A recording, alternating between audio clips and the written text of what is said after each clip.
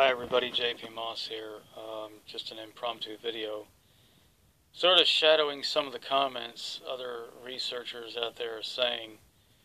The Amargosa alleged September raid on Area 51 that is alleged to take place in September.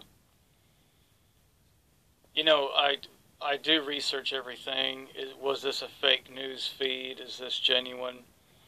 It's been everywhere. It may have started out as a joke, but a lot of people are taking it pretty seriously.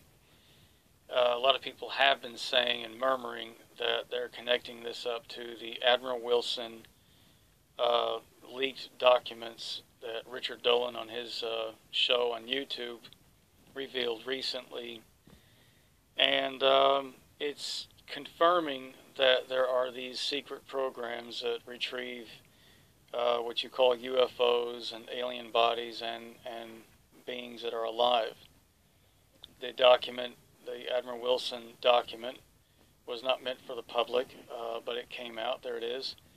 Confirmed a lot of people who had made all sorts of claims over the years, including Bob Lazar claimed he worked at a secret place called S4 in Nevada, and it says that it mirrors a lot of what Bob Lazar talked about. What I find rather bizarre is that now Lazar is saying apparently the UFOs or the ships he worked on, they were dug up. They were archaeological finds. Now, that may have been said in the 1989 George Knapp interview. I may have missed some of this. I don't remember it being a focus in everything Lazar ever said.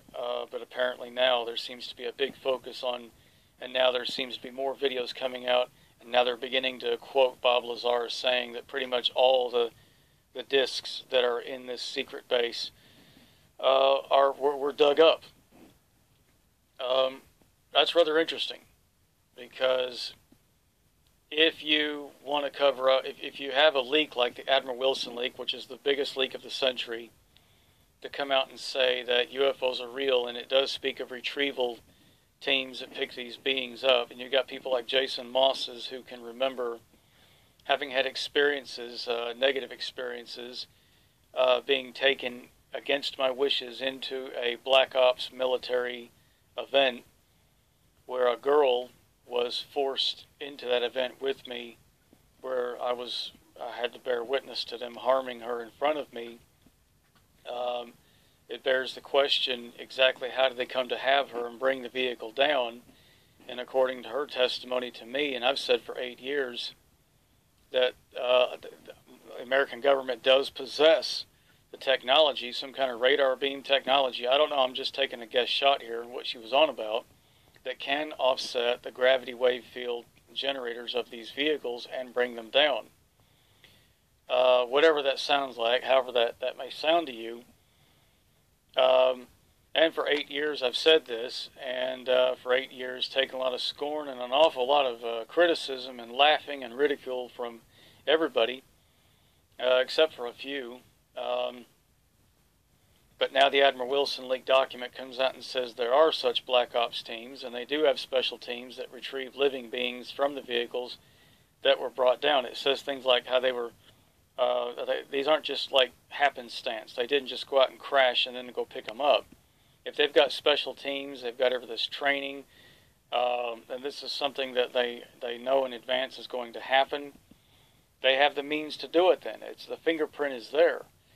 Well, you don't want the public to think that your government is out there bringing down innocent beings, even if they're not human, and forcibly retrieving. Basically, it's piracy. It's kidnapping and piracy on another civilization, is what that amounts to. So all of a sudden, Bob Lazar, who's suspiciously always fully supported and put out in the public and pumped out there, now there's a twist on his story. These apparently every disc he worked on, I think the tally was there were 9. Well, apparently the numbers are growing. At first he said there was 1, and now I'm hearing from other reports pretty much all 8 of them or all 9 of them were all alleged to have been dug up, that they're ancient relics, they're archaeological digs. Well, that's very safe to say something like that. It's a very safe thing to say. I personally would say to you, the public, I don't condone, I've said it before in YouTube videos and on Facebook, and I'll say it again, I personally do not endorse nor condone any activity that is unlawful, i.e., invading federal military installations. You will place your lives in great harm, and we don't know what they would do. If you get 100,000, 500,000 people show up, it would be the biggest disaster since Kent State University in the 1960s during the Vietnam War protests, where apparently some National Guardsmen fired upon Kent State University students and killed a few of them. So it would be 10,000 times bigger than Kent State. It would be a monumental disaster, and it would create such a public outcry and uproar. The public really has only just skimmed the surface. The Admiral Wilson leak document only has just given the public the truth. That's it. There is a huge learning curve in the UFO field. Please appreciate. You can't just get it from Jason Moss's wall or any 1,000 Facebook walls of UFO researchers and whatnot. Then there's an argument over who's a real disclosure person and against who isn't. Well, you know, again, it's like saying you can say that person's real or not real, then maybe you know something we don't know. Maybe you've got some information that we don't possess about this field. Because personally, while I've run down people like Corey Goode as sounding a bit hokey, I can never and will ever get caught saying officially that I believe he's just a big liar.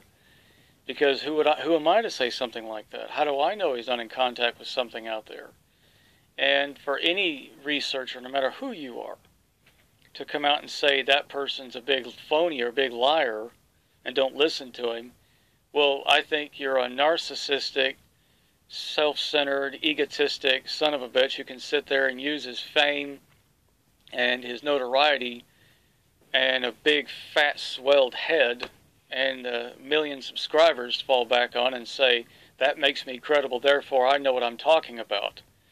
Well, you don't know, because in this field, you don't know one from the next. I mean, in my experience, I've run across people, I thought, private people I thought were absolutely out of their mind. And they made complete believers out of me about their experiences. And I thought, my God, look at me judging this person. You know, and yet I too have been judged, and likewise, in such fashion. But again, now we seem to be living in this rather nepotistic little world where now we're going to decide who is and who isn't. But again, I'm going to say, if you don't believe my story, then discredit the evidence I've brought to the public. Don't try, go on, discredit the evidence I've brought, the infrared photos, the beings, the recordings. Dismiss it. Get a professionals to look at this stuff. I challenge you. Go on, do it. Otherwise, shut up.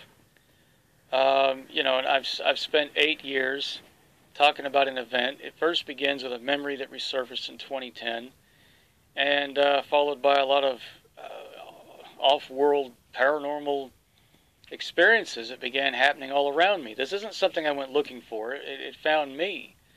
And when my memories came back, it was way more than just a memory from long ago.